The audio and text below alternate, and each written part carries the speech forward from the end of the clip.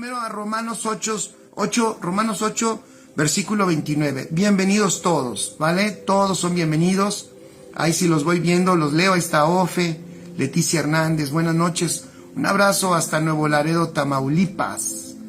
Bellísima la gente allá de Nuevo Laredo. Cuando hemos estado allá, lo hemos disfrutado enorme, ¿verdad que sí? Así que bienvenidos nuestros amados allá de Nuevo Laredo también. Gracias por conectarse. Romanos 8:29 dice, porque a los que antes conoció, fíjense qué hermoso, un pasaje extraordinario ahí en Romanos 8, que nos muestra la intención de Dios. Ya lo vimos la semana pasada. Porque a los que antes conoció, también los predestinó para que fuesen hechos conformes a la imagen de su Hijo. Vean qué extraordinario. Para que fuesen hechos conformes a la imagen de su Hijo, para que Él sea el primogénito entre muchos hermanos. Maravilloso. Para que Él sea el primogénito entre muchos hermanos. Qué maravilloso lo que hizo el Señor. Fíjense lo que hace el Señor. Escriban allí. El Señor siembra a su Hijo. Lo deposita como una semilla, como dice en Juan, ¿verdad? Capítulo 12, versículo 24. Como dijo mismo Jesús, de cierto os digo, que si el grano de trigo no cae en la tierra y muere, queda solo, pero si muere, lleva mucho fruto. ¡Qué maravilloso! El Padre deposita a su Hijo, siembra a su Hijo en la tierra. Y siembra a su Hijo en la tierra, ¿para qué? Para que el Hijo le traiga mucho fruto al Padre. Entonces ahí puedes poner que esto nos deja ver que uno de los deseos más profundos del Padre era tener muchos hijos como su Hijo. Amén. Él anhelaba que su Hijo fuera multiplicado. Qué extraordinario. Mira, cuando tú y yo compartimos el Evangelio de las diferentes formas que lo podemos hacer, y somos personas útiles en ese extendimiento de este Evangelio del Reino, entonces estamos de acuerdo y estamos poniéndonos en sintonía con lo que el Señor anhelaba. Que la vida del Hijo se multiplicara, porque el Hijo fue sembrado para eso. ¿Fue sembrado para qué? Para que lleve mucho fruto. Y qué extraordinario que el que lo dice es el mismo Jesús. El mismo Jesús entiende que Él es una semilla y podremos decir que Él es la única semilla que tenía el Padre en la eternidad. Escribe, es la única. Vean la importancia de la respuesta en obediencia de Jesús. Él como la única semilla del Padre para ser sembrada, y esta semilla al ser sembrada pueda ser multiplicada y llevar mucho fruto. Extraordinario.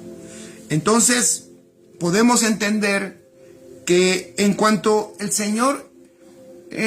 a su divinidad, siempre el Señor ha sido el unigénito de Dios, pero desde la resurrección y en la eternidad también es también el primogénito.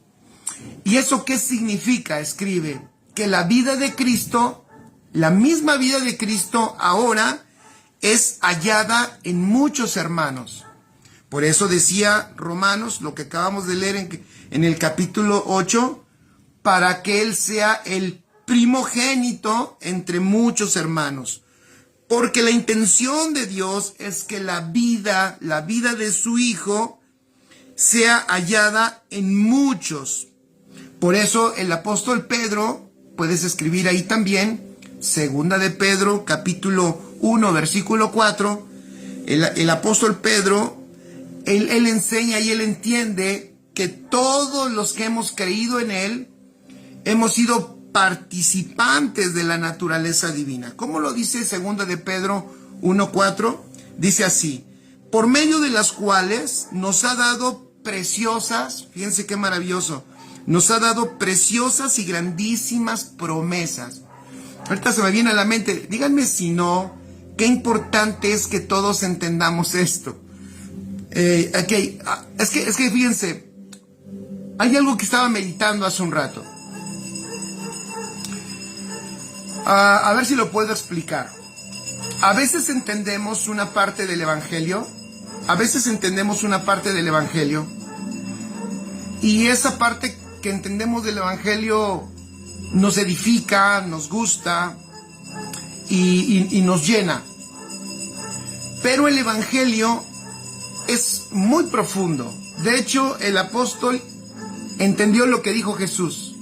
El Evangelio es un misterio que fue revelado, y de hecho el apóstol Pablo entendió que este evangelio no era un evangelio que podía ser entendido por la mente humana, sino tenía que ser revelado por el Espíritu, como Jesús le dijo a Pedro cuando Pedro le contesta quién es Jesús, cuando Pedro reconoce la identidad correcta de Jesús, que Él es el Cristo, el Hijo de Dios viviente.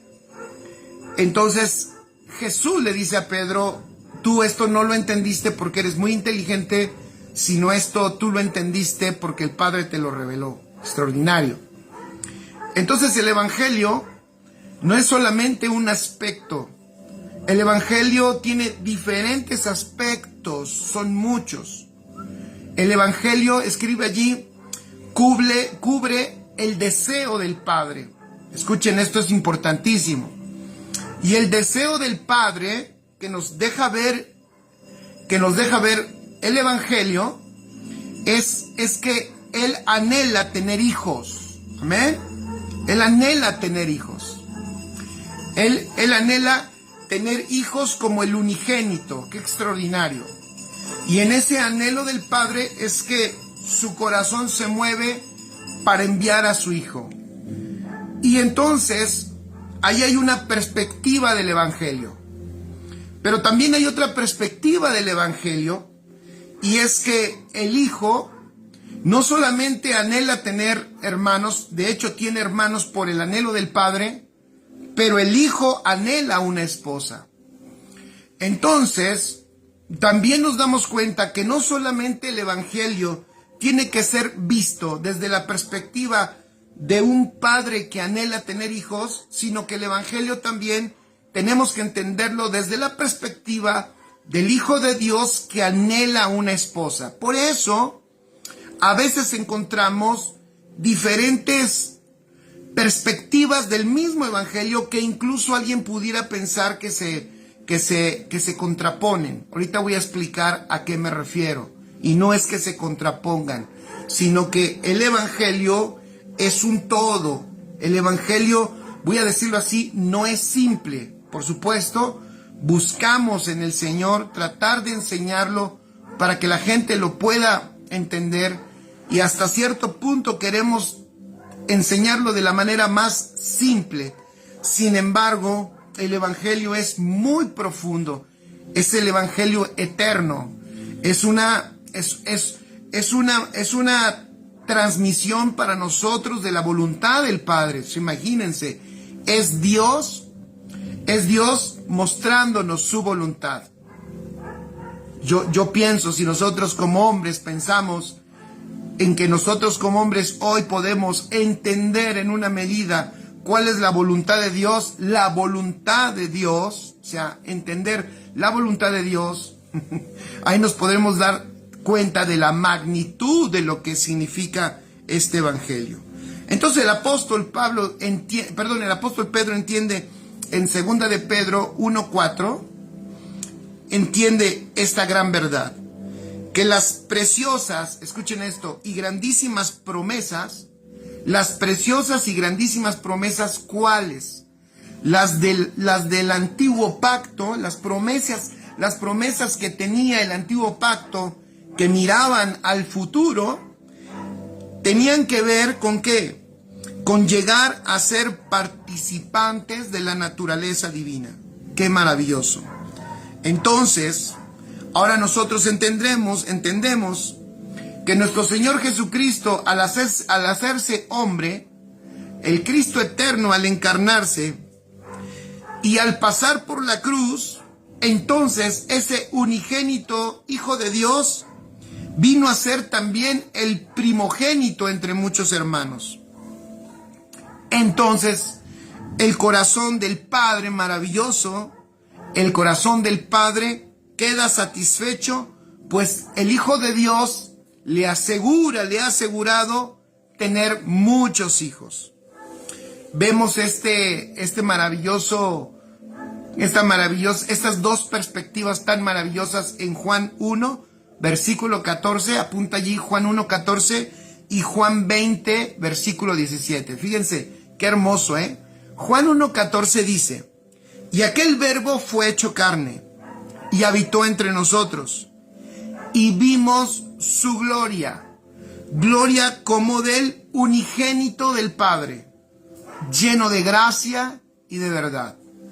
Maravilloso. El apóstol Juan declara, vimos la gloria del unigénito de Dios, del único Hijo del Padre, y vimos esa gloria y lo vimos lleno de gracia y de verdad. Pero luego en Juan 20, versículo 17, Jesús le dice, ¿verdad? Le dice a sus discípulos, hey, no me toques, porque aún no he subido a mi Padre. Y creo que no se lo dijo, se lo dijo a María o a Magdalena, a alguien de ellas, creo, algo así. Jesús le dijo, no me toques porque aún he subido a mi Padre, mas ve, fíjate qué hermoso, mas ve a mis hermanos, ¿ya vieron? Ahora, ¿quiénes son? Son sus hermanos. Son los hermanos de quién? Del que era el unigénito, pero ahora es el primogénito. Maravilloso. Dice, ve a mis hermanos y diles, subo a mi Padre y a vuestro Padre. Extraordinario. Subo a mi Padre y a vuestro Padre. ¿Por qué a vuestro Padre? Porque son mis hermanos. Subo a mi Padre y a vuestro Padre, a mi Dios y a vuestro Dios. ¡Qué extraordinario! Entonces, en el Evangelio nosotros vemos cómo nos relata a Jesús como el unigénito, y al fin del Evangelio, después de que el Señor muere y resucita, vemos a Jesús él mismo expresando, subo a mi Padre y a vuestro Padre, así manifestándoles que ahora Él es el primogénito entre muchos hermanos, como lo dice Romanos capítulo 8. Entonces, hasta ahí en este Evangelio el Señor había hablado de mi Padre. Fíjense, hasta ahí el Señor, cuando se refería a Dios, le había llamado mi Padre, pero ahora que ha muerto y resucitado, Él dice, es mi Padre, pero también es vuestro Padre. Escribe allí, una de las cosas que más fuertes deben de estar en los hijos de Dios y que más claras y que tiene que ser revelada por el Espíritu es la filiación que tenemos con Dios. Él es nuestro Padre. Es tan importante entenderlo como papá. Es más importante que nosotros le entendamos a Dios como Padre y que esa sea la relación, la manera de relacionarnos con Él más fuerte que cualquier otra. De hecho, esa filiación entre padre e hijo era lo que Cristo venía a mostrar aquí a la tierra y es lo que Él vino a hacer. Él vino a darle al Padre lo que Él quería, y el Padre quería tener hijos. Maravilloso. Pon allí, somos hijos de Dios. Eso nos debe de satisfacer más que cualquier otra cosa. Hay gente que lo que le satisface es hacer algo, es tener un ministerio, lo que le satisface es ser pastor o ser lo que sea. A Jesús nada de eso le satisfacía más que ser hijo.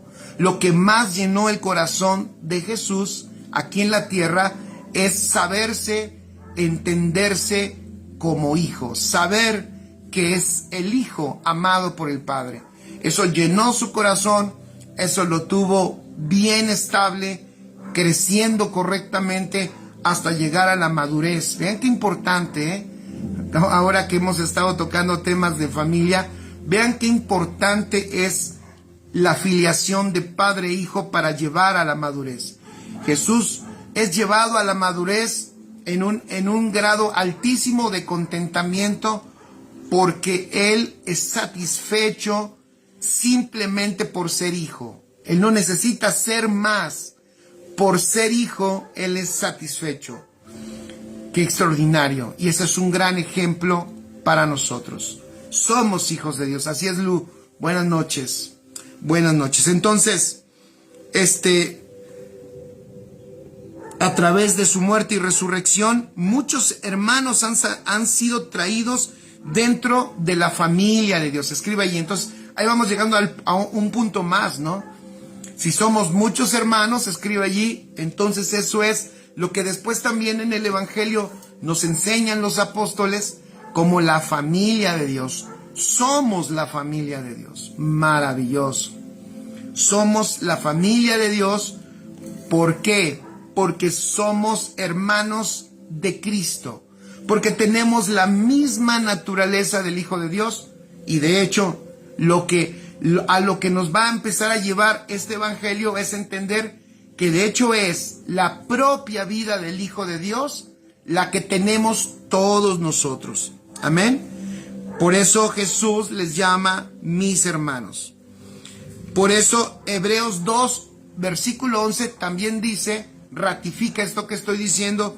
Hebreos 12 dice que el Señor no se avergüenza de llamarlos hermanos. Extraordinario. El Señor no se avergüenza de ¿qué? De llamarlos hermanos.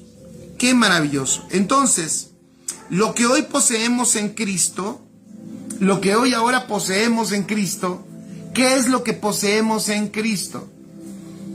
¿Qué es lo que poseemos en Cristo? Poseemos su propia vida.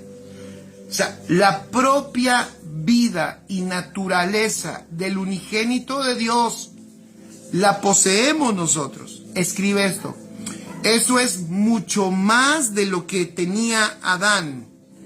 Eso es mucho más de lo que tenía Adán. Lo que hoy poseemos en Cristo es mayor de lo que tenía Adán, porque poseemos la vida de Dios, esa vida que en el huerto estaba representada por el árbol de la vida, pero que Adán decidió comer de otro árbol. Así que por el nuevo nacimiento, ve qué hermoso, escribe esto, por el nuevo nacimiento tenemos algo que nunca tuvo Adán. ¿Qué tenemos? La vida de Dios en nosotros, creciendo y desarrollándose.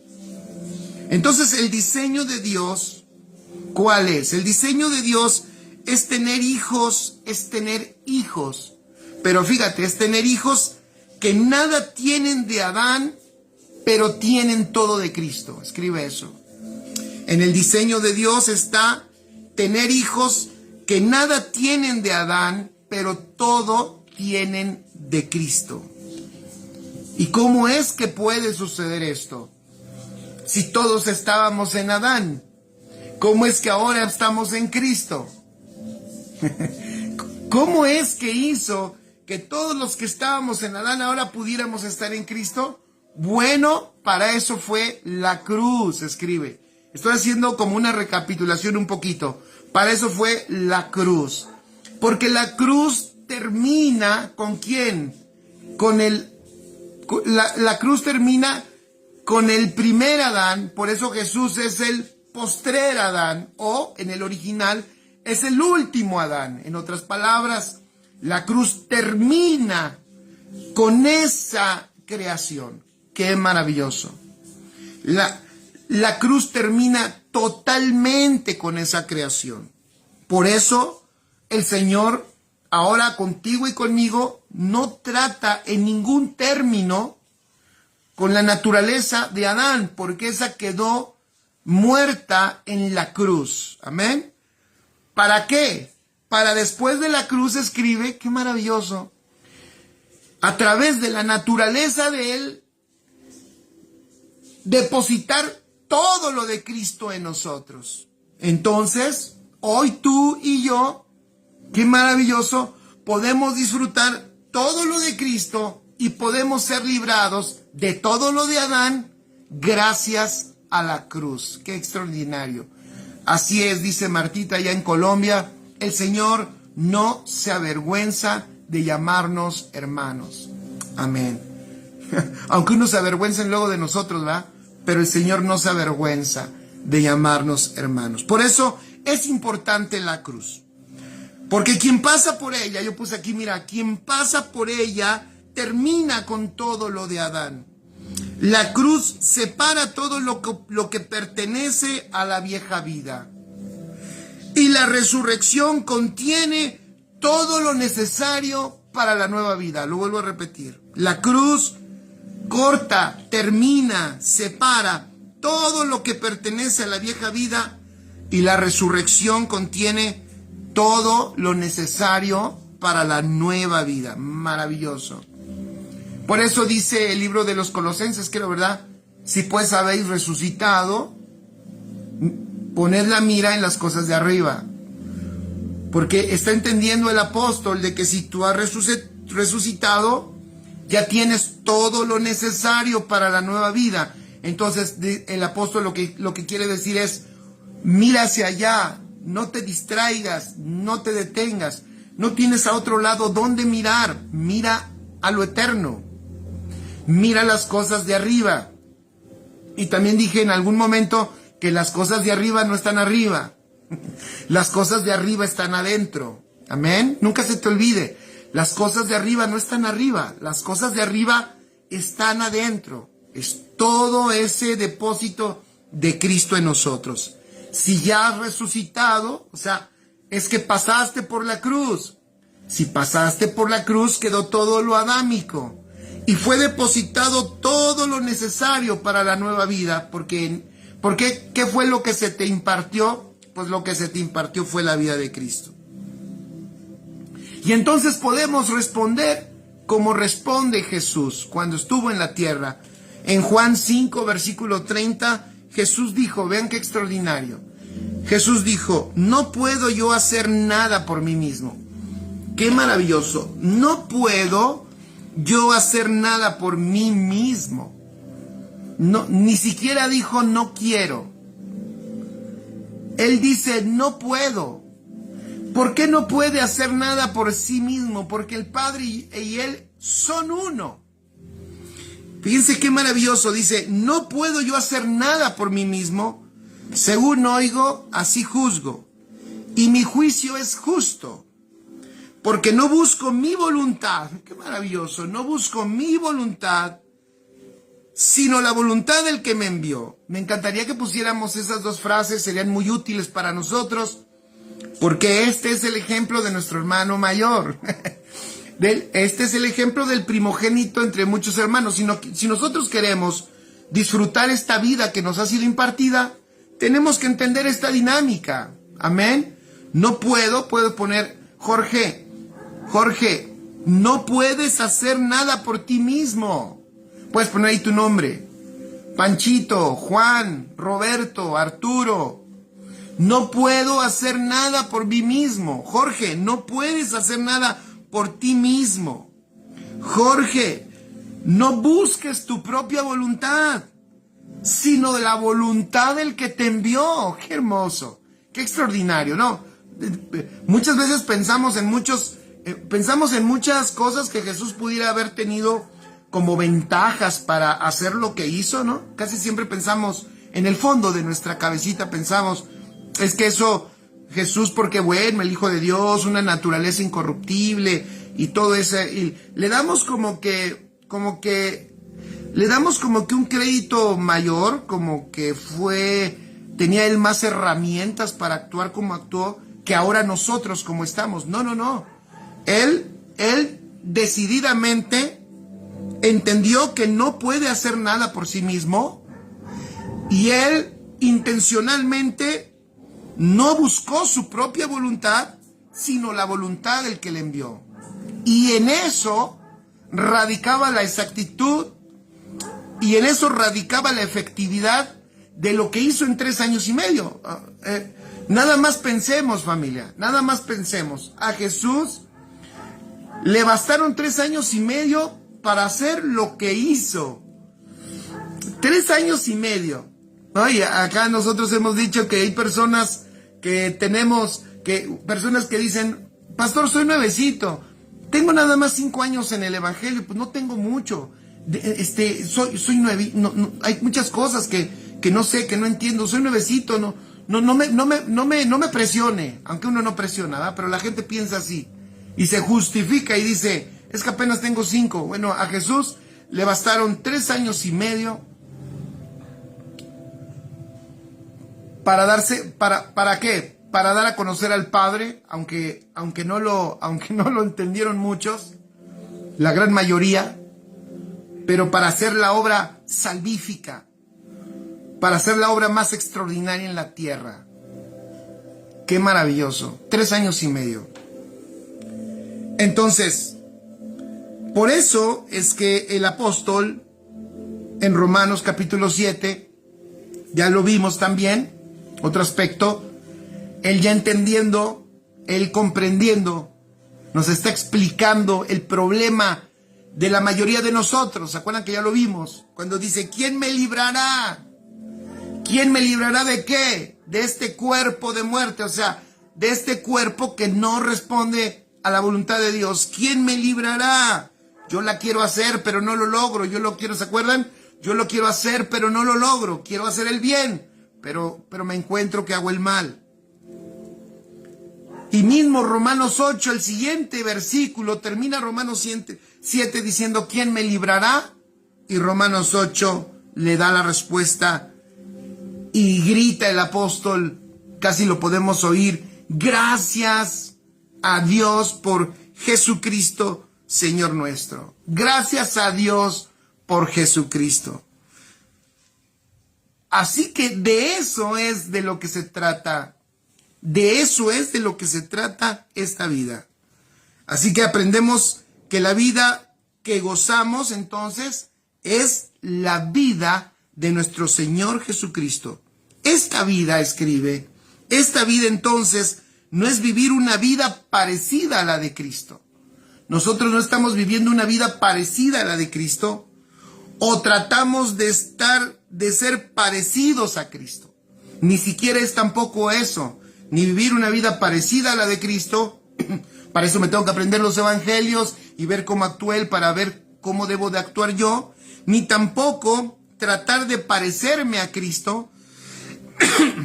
Ni tampoco se trata esta vida de que Él me dé poder de vivir una vida parecida a la de Él. Tampoco. Suenan bien esas 3 cosas. Fíjate, piénsalo.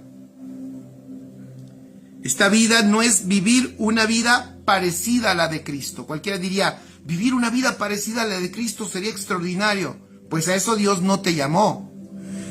Tratar de ser parecido a Cristo, también alguien diría, eso sería excelente tenerlo como meta. Tampoco a eso nos llamó. Ni tampoco que Cristo nos dé poder para vivir una vida como la de Él. Tampoco. Él tampoco está interesado de darte poder para que tú vivas una vida como Él. La realidad de este evangelio, y por eso nos depositó esa vida, escribe, es que esto se trata de Cristo mismo viviendo su propia vida en nosotros. Lo vuelvo a repetir. Cristo mismo viviendo su propia vida en nosotros. Lo vuelvo a repetir. Es Cristo mismo viviendo su propia vida en nosotros. Dice el apóstol Pablo, ya no vivo yo, mas Cristo vive en mí. Eso es Gálatas 2:20. Y dice en Colosenses 1:27, Cristo en vosotros, la esperanza de gloria. Extraordinario. Qué maravilloso. Y de nuevo terminamos en el vosotros. Y regreso al versículo que leí al principio, el primero, donde dice, para que Él sea el primogénito entre muchos hermanos. Y quisiera yo darle un tiempo a entender esto que es tan importante ahora, y vuelvo a decirlo. Vimos la perspectiva del padre de tener muchos hijos. Ahora vamos a ver cómo la Biblia, la palabra, el Señor también nos revela que el mismo Evangelio, escuchen esto, también contiene los aspectos necesarios para la satisfacción del Hijo de Dios. Lo que acabamos de ver es cómo el Padre, escuchen esto, lo vuelvo a repetir, y eso lo deja el libro de los Romanos bien claro, desde la perspectiva del Padre, lo que el Padre tuvo que hacer para tener muchos hijos. Amén. Nos redimió, ¿verdad? Nos perdonó, quitó todo el pecado y todo lo adámico en la cruz y nos hizo y nos resucitó juntamente con Cristo. Pero ahora vamos a ver cómo también el Evangelio satisface el deseo del Hijo. Y para eso vamos a Génesis capítulo 2, versículo 21 al 23. ¿Vamos bien? Hoy estoy muy técnico, ¿verdad? Pero lo quiero hacer así para poderlo dar. Después tú lo podrás repetir, lo podrás meditar, podrás ver tus notas. Estoy tratando de no salirme porque creo que sí tiene su complejidad entender esto y yo le pido al Señor que lo podamos entender. Porque tenemos que ver, escuchen esto, la perspectiva del Padre, cómo el Evangelio nos enseña cómo el Padre es satisfecho en la salvación, pero ahorita también vamos a ver cómo el Hijo es satisfecho en la salvación. Y vamos a ver cómo, vuelvo a decirlo, parecieran dos aspectos que en algún detalle se pueden contrapuntear, pero no se contrapuntean. Es el mismo Evangelio, no se contradice, sino es el mismo Evangelio que está satisfaciendo la voluntad del Padre y del Hijo. Eso es maravilloso. Génesis 2:21, vamos a ver cómo ahora nos muestra este Evangelio el placer del Hijo. De Génesis 2 del 21 al 23. Entonces Jehová Dios, vean esto, entonces Jehová Dios hizo caer sueño profundo sobre Adán. Y mientras éste dormía, tomó una de sus costillas y cerró la carne en su lugar. Y de la costilla que Jehová Dios tomó del hombre, hizo una mujer y la trajo al hombre. Y dijo entonces Adán: esto es ahora hueso de mis huesos y carne de mi carne. Esta será llamada varona, porque del varón fue tomada. Extraordinario. Génesis 2, escriben tus notas. Génesis 2 es explicado en la Biblia por el apóstol Pablo. Y el apóstol Pablo lo explica en Efesios capítulo 5. Ahora vayan a Efesios 5. Del 25 al 27. Todos, Efesios 5, del 25 al 27. Te doy tiempecito. ¿Listos? Dice: maridos, amad a vuestras mujeres, así como Cristo amó a la iglesia y se entregó a sí mismo por ella, para santificarla, habiéndola purificado en el lavamiento del agua por la palabra, a fin de presentársela a sí mismo, una iglesia gloriosa, que no tuviese mancha ni arruga, ni cosa semejante, sino que fuese santa y sin mancha. Extraordinario. Lo vuelvo a repetir.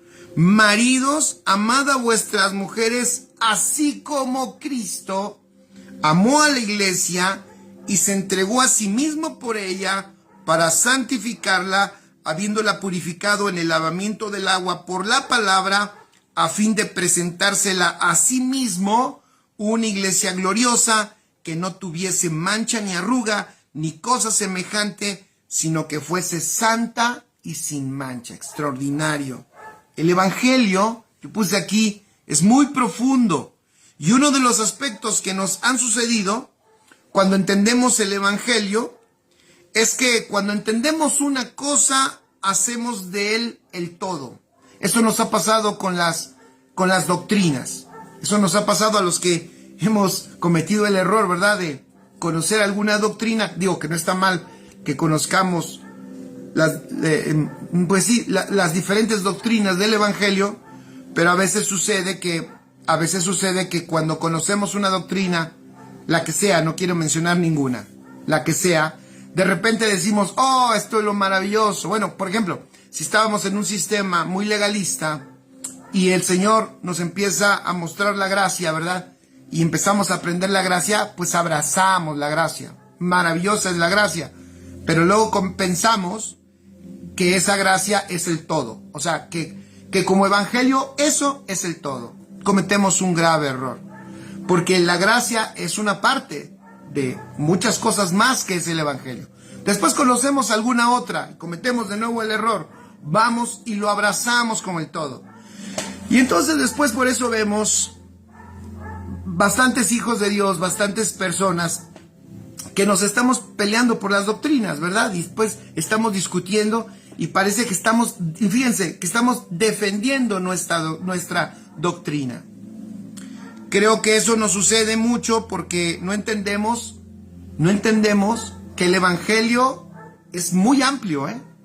El evangelio es muy amplio, ya lo dije, el evangelio trae la perspectiva del Padre. El Padre nos deja ver en el evangelio qué es lo que Él quiere.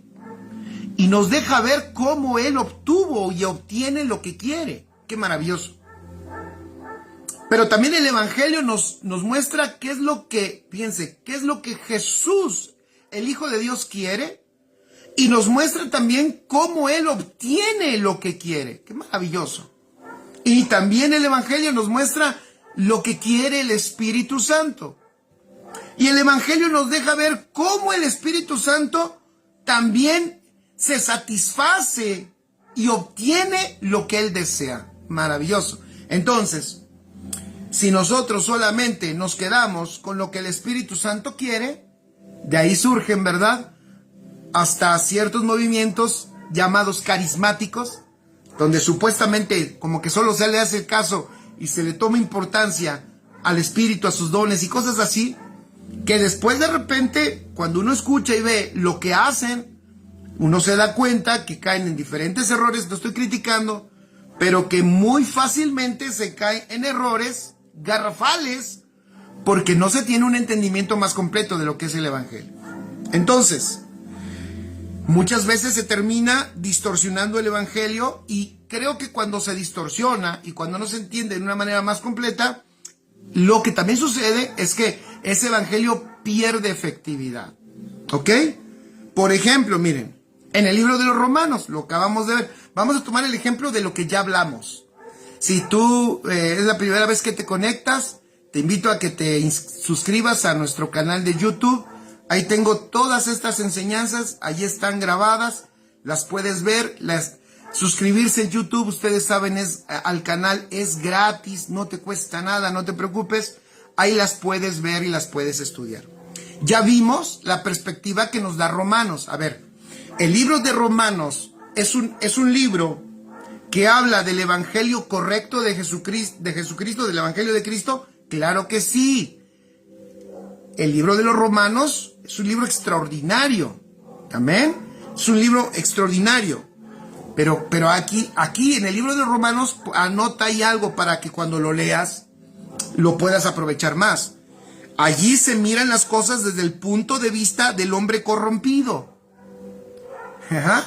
Por eso es que ahí tú notas que el trato, cuando se habla de salvación y todo eso, es terminar con la naturaleza adámica y es romper con el poder y el yugo del pecado.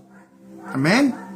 Entonces, empezando, ahí vemos a un Cristo que muere por los pecadores y que se nos lleva paso a paso al amor de Cristo, ¿verdad? Al amor de Cristo en Romanos 8:35 y el capítulo 8. Al final del capítulo 8 nosotros vemos quién nos separará, ¿verdad?, del amor de Cristo.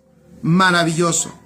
Pero en Efesios, ven que ya vimos leímos dos pasajes. En Efesios, en cambio, el punto de vista es el de Dios. Escribe en Efesios, el punto de vista del evangelio es el de Dios desde antes de la fundación del mundo. Es más, me atrevo a decir algo.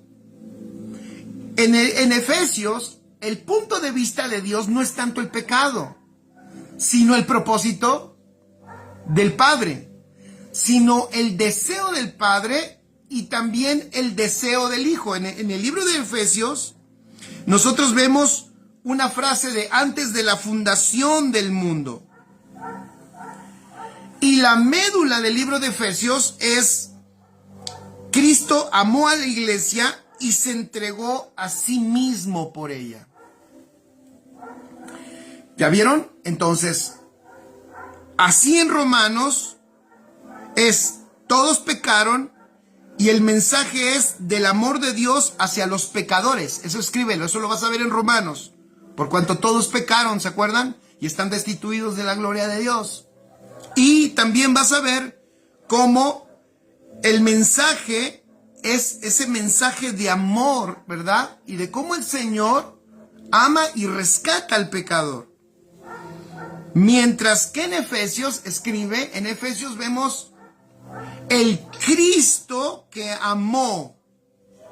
El Cristo que amó a la iglesia y que lo pone el apóstol Pablo cuando él da como ejemplo el amor del esposo hacia la esposa. En otras palabras, ese Cristo amó a la iglesia es el amor de un esposo hacia una esposa. Esta clase de amor en el fondo no tiene nada que ver con el pecado. Lo que se ve en este pasaje tampoco es expiación por el pecado, sino lo que se ve en este pasaje es la creación de la iglesia. Por eso se declara que con este motivo Él se dio a sí mismo. Entonces, allí vemos en Efesios que hay otra perspectiva del Evangelio. ¡Qué maravilloso! Otra perspectiva extraordinaria. El segundo hombre, y con esto quiero terminar. Por cierto, fíjense, el día domingo hablé precisamente de este Génesis capítulo 2, que nos deja ver, Génesis 2 nos deja ver cómo es que el Señor trae a la iglesia, ¿verdad? Cómo el Señor le presenta a la iglesia a Cristo. Así como Eva fue presentada a Adán en el versículo 22. El versículo 22, hagan allí un asterisco donde dice: y de la costilla que Jehová Dios tomó del hombre, dice, hizo una mujer. Esa palabra es una palabra hebrea que significa edificó. Fíjense qué interesante.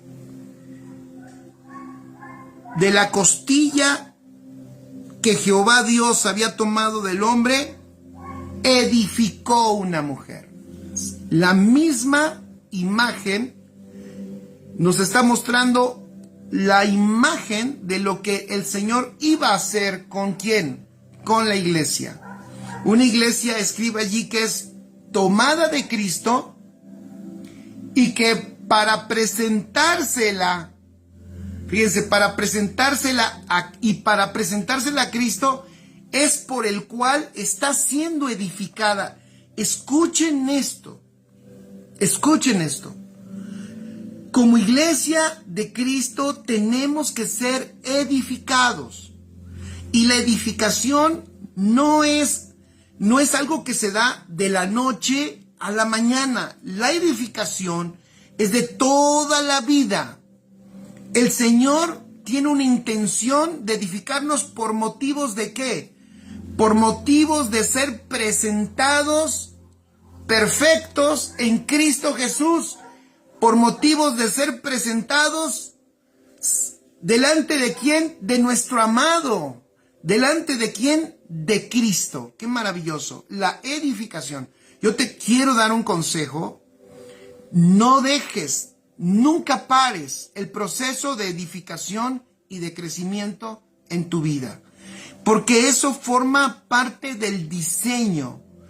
Desde el principio era la intención de Dios tomar a una mujer, escucha esto, de la misma naturaleza que Cristo. Ya vieron, esto también es el Evangelio.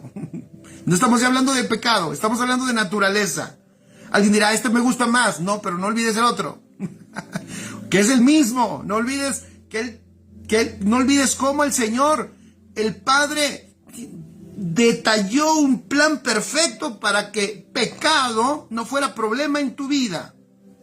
Amén. Ok, regreso.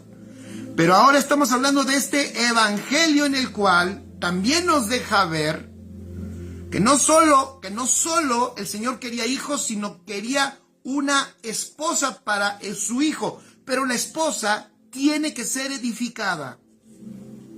La esposa tiene que ser edificada. Entonces, una iglesia, la iglesia entendida del día de hoy, es esa iglesia que comprende que es sacada, fíjense, de la misma naturaleza de Cristo, pero aunque tienes la misma naturaleza de Cristo, tienes que ser edificada, porque ahí hay cortocircuito.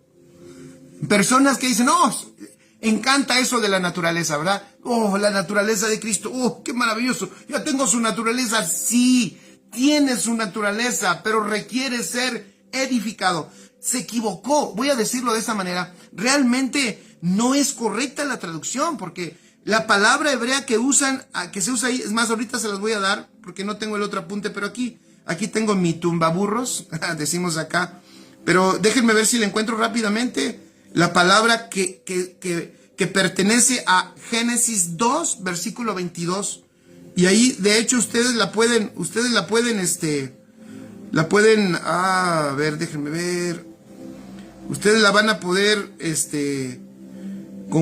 cotejar.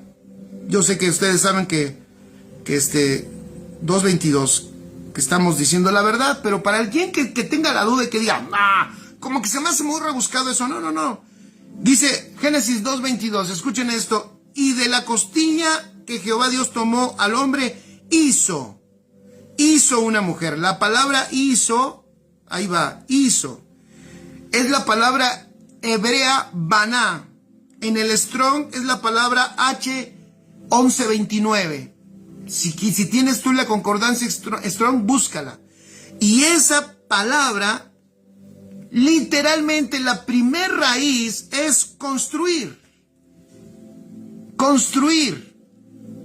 No es la misma, escuchen, no es la misma palabra que usa para cuando hizo Adán. Cuando hizo Adán, en el español ponen y formó Adán, creo del polvo de la tierra puso formó, pero fíjense, esa palabra formó también tiene mucho sentido. Con Adán, la palabra no es formó, la palabra es molde. Vean qué interesante, molde. Y díganme si Cristo no es un molde o un diseño. Claro, Cristo es el molde o el diseño en el cual es edificada toda la iglesia. Fíjense la tipología tan perfecta, como el plan de Dios no ha cambiado. Cuando hizo a Adán, dice que él es un molde, y cuando hace a Eva, dice que la construyó. La palabra baná significa construir, significa edificar, significa fabricar. Entonces, familia, un consejo, sigamos siendo edificados, ¿por qué? Porque ahí ese es el deseo del esposo. Cristo anhela, pon allí, aquí sí, eso nos va a gustar, Cristo nos anhela, Cristo nos ama, Él nos desea profundamente, Él anhela desde la eternidad, ese es el deseo que nos deja ver el Evangelio. Él tiene el deseo de una amada que tenga su naturaleza, que gobierne como Él, que sea una reina, pero para eso necesitamos ser edificados. Una amada poderosa, una amada como una mujer, oigan, se me figura como una mujer responsable, una mujer que sabe sus responsabilidades, que las hace bien, una mujer productiva, una mujer que es una colaboradora del propósito, es una mujer que es una ayuda idónea de su amado y que abraza el propósito de su amado. Fíjense qué hermoso. Y que camina con él, que no se detiene por cualquier cosa, que no se frena por cualquier circunstancia, sino que ante cualquier circunstancia se levanta y avanza, porque sabe, primero, que la naturaleza que porta es la misma del amado, y nuestro amado es Cristo. Es una naturaleza indestructible, es una mujer que no se detiene, es una iglesia que no se para, es una iglesia que echa mano de la vida eterna. Con Adán, gracias Martita, dice ahí, nos lo especifica. Qué bueno que nos ayudas con eso. Con Adán la palabra es molde. Con Eva la palabra es construir, edificar. Qué maravilloso. Y ahí está. Entonces, yo digo, en español nos hubieran puesto edificar. Hubiera sido correcto así, que se hubiera oído así, miren. Hubiera sido correcto que se hubiera escuchado así. Y de la costilla que Jehová Dios tomó del hombre, edificó una mujer y la trajo al hombre. ¿Ya vieron? Edificó una mujer y la trajo al hombre. Maravilloso. Es lo mismo que dice el apóstol Pablo en Colosenses capítulo 1, cuando dice, yo me esfuerzo, yo me desgasto, yo opero, como dice Colosenses capítulo 1, y yo lo hago con la potencia, con el poder de Dios que opera en mí, dice el apóstol Pablo, para lo cual también trabajo, luchando según la potencia de Él, la cual actúa poderosamente en mí. Colosenses 1:29. ¿Cuál era su trabajo? Versículo 28.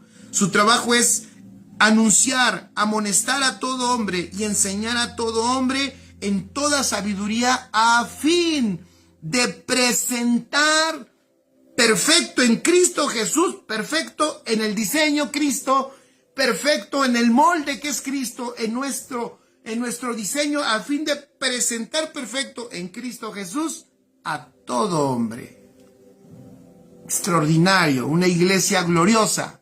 Por eso decías, presentar una iglesia gloriosa, sin mancha, sin arruga, poderosa.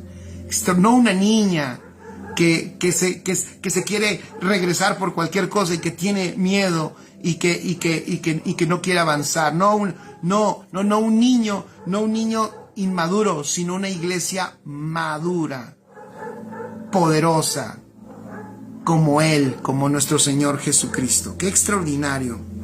Entonces, quiero terminar leyendo esto que escribí. El segundo hombre de Dios, la iglesia, se ha despertado y la iglesia está despertando a entender que es creada en Él y de Él para manifestar la vida de resurrección. No olvidemos que el instrumento por el cual el Señor Jesús puede revelarse a esta generación, no olvidemos, no es una persona, es un cuerpo. Es una iglesia, es una amada, es una iglesia entendida, que sabe quién es, que porta la naturaleza misma, que está siendo edificada en el diseño que es Cristo. Como Cristo dijo, y sobre esta roca.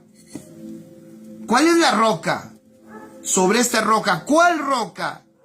Cristo, el Hijo del Dios viviente. En ese diseño, ni las puertas del Hades prevalecerán contra ella. Extraordinaria, maravilloso. Así que, familia, esta es la palabra de este día.